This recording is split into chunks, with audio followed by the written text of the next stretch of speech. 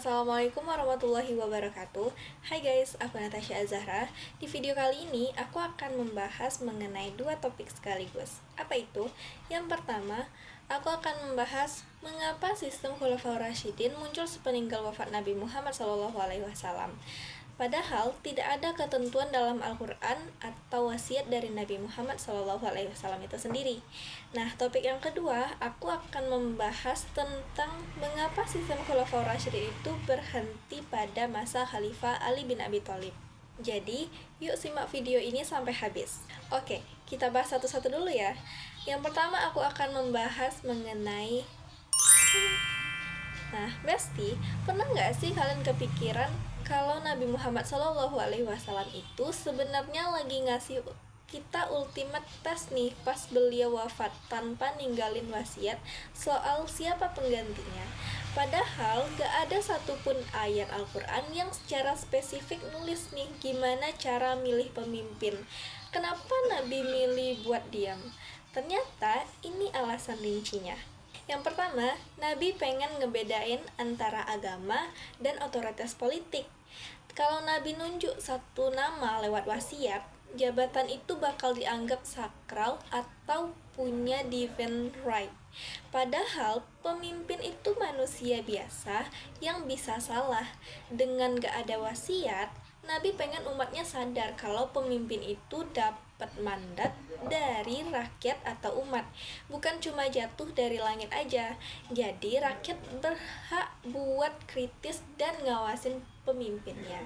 Yang kedua, Nabi itu visioner banget. Beliau tahu kalau Islam bakal menyebar ke seluruh dunia dengan budaya yang berbeda-beda. Kalau Nabi matokin sistem A di tahun 632 Masehi, mungkin sistem itu nggak bakal relate lagi di tahun 2026 ini. Dengan membiarkan sistem itu kosong, Nabi ngasih kita ruang buat ijtihad. Artinya, Islam itu fleksibel. Sistem pemerintahan boleh berubah-ubah sesuai dengan perkembangan zaman. Yang penting, prinsip keadilan dan kemanusiaan itu tetap nomor satu. Gimana ceritanya sampai muncul Khulafaur Rasyidin? Pas Nabi wafat, para sahabat gak langsung panik berantem pakai pedang gitu. Mereka malah kumpul di Sakifah Bani Sa'idah buat adu argumen nih. Kaum Ansor punya alasan, kaum Muhajirin pun juga punya alasan. Diskusi ini berat banget.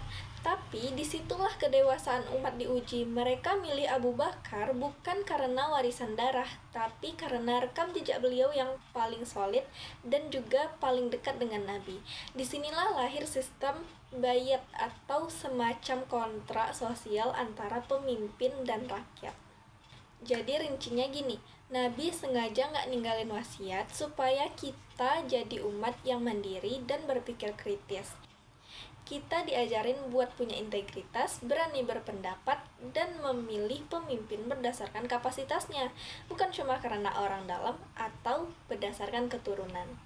Ternyata, diamnya Nabi adalah bentuk kepercayaan beliau kalau kita umatnya mampu buat berpikir dan mandiri.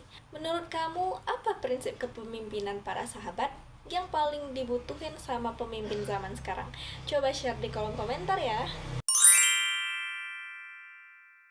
Besti, jujur ya, kita semua tahu kalau masa Khulafaur Rasyidin itu adalah gold standarnya kepemimpinan Islam. Tapi pernah nggak sih kamu kepikiran kenapa sistem yang sekarang itu cuma bertahan 30 tahun dan berakhir di Sayyidina Ali bin Abi Thalib? Ternyata Nabi kita tuh kayak udah ngasih spoiler gitu guys di awal kepada kita umatnya. Nah, untuk pembahasan lebih lanjut, simak video aku. Yang pertama, adanya Perang Jamal. Ini pecah karena situasi politik yang lagi chaos parah setelah wafatnya Khalifah Utsman. Sayyidah Aisyah sama Sayyidina Ali sebenarnya udah pengen damai nih guys.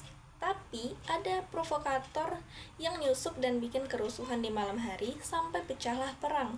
Jadi provokator di sini bisa kita ibaratkan sebagai orang yang mengadu domba kedua belah pihak sehingga terjadilah konflik dan berakhir di medan perang. Nah, kenapa dinamain Perang Jamal? Karena pusat perangnya itu ada di sekitar unta yang dinaikin sama Sayyidah Aisyah guys. Nah, jadi sedih banget kan? Sesama muslim harus terlibat konflik karena fitnah. Yang kedua, Lanjut ke perang Siffin. Kali ini Ali berhadapan sama pasukan Muawiyah. Pas pasukan Ali hampir menang, pasukan Muawiyah angkat Al-Quran nih di ujung tombak buat ngajak damai lewat jalur diplomasi atau tahkim. Sayyidina Ali yang sangat menghargai Al-Quran akhirnya setujulah buat berunding, meskipun ini jadi awal perpecahan barisan dari beliau sendiri. Yang ketiga, munculnya kelompok Khawarij. For your information guys, ini tuh kelompok yang paling toksik. Mereka adalah mantan pendukung Ali yang ngambek dan keluar barisan karena nggak setuju sama hasil diplomasi tadi. Mereka ngerasa paling benar dan gampang banget mengkafirkan orang lain. Puncaknya, salah satu dari mereka yaitu Abdurrahman bin Muljam tega membunuh Sayyidina Ali pas beliau lagi mau sholat subuh. Red flag banget kan kelompok yang ini. Yang keempat, fun fact, yaitu Hasan sebagai khalifah kelima. Kamu harus tahu guys, setelah Ali wafat, kepemimpinan sebenarnya dilanjutin nih sama putranya, yaitu Sayyidina Hasan bin Ali. Secara teknis, beliau ini adalah khalifah kelima, tapi cuma bertahan 6 bulan. Karena Hasan milih buat legowo nyerahin kekuasaan ke Muawiyah demi persatuan umat yang udah capek sama konflik. Nah, yang terakhir nih, poin yang paling mind blowing. Kenapa sistemnya harus berubah jadi kerajaan? Karena Rasulullah Shallallahu Alaihi Wasallam itu kayak udah ngasih spoiler kita guys lewat hadisnya yang berbunyi kekhalifahan pada umatku adalah selama 30 tahun. Kemudian setelah itu adalah kerajaan. Hadis ini sahih dan diriwayatkan oleh Tirmizi. Nah, kalau kita hitung-hitung, masa kepemimpinan Khalifah Abu Bakar berlangsung selama 2 tahun, Umar bin Khattab selama 10 tahun, Utsman bin Affan selama 12 tahun, Ali bin Abi Thalib selama 5 tahun, plus masa Hasan bin Ali yaitu putranya Ali bin Abi Thalib selama 6 bulan. Totalnya jadi pas banget nih 30 tahun. Jadi berhentinya sistem ini tuh memang udah sesuai bocoran dari Nabi guys. Itu dia fun fact yang paling mind blowingnya. Jadi gitu ceritanya Besti. Sistem ini berhenti karena fitnah internal dan takdir yang sudah digariskan sesuai nubuah Nabi Muhammad SAW. Menurut kamu apa pelajaran yang paling berharga dari masa ini? Coba spill di kolom komentar ya.